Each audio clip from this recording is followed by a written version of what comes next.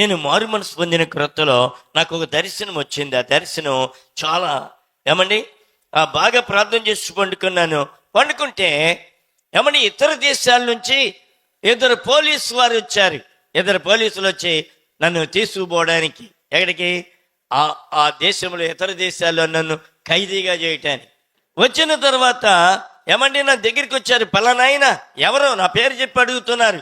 పలానాయన ఎవరు ఆయన ఆయన్ని వెంటనే అరెస్ట్ చేయాలి, ఆయన దొంగ ఎవరు అని చెప్పి నా దగ్గరికి వచ్చినప్పుడు యేసు ప్రభు వారు ముళ్ళ కిరీటం పెట్టి 2 చేతులు వెనకాల కట్టివేయబడి మౌనుడై అలాగే నిలబడి ఉన్నాడు.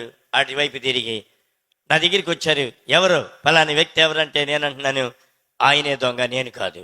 ఆయన ఎవరి మీద పెట్టాను నా భారము దేవుని మీద వేశాను. అప్పుడు వెంటనే మెలకు వచ్చింది. చాలా వేదన పడ్డాను, ఏడ్చాను. ఆ రాత్రంతా ఏడ్చాను ప్రభు దగ్గర. అయ్యా, నేను దొంగనై నిన్ను దొంగ చేశాను ప్రభా, నన్ను క్షమించండి అని చాలా వేదన పడ్డాను.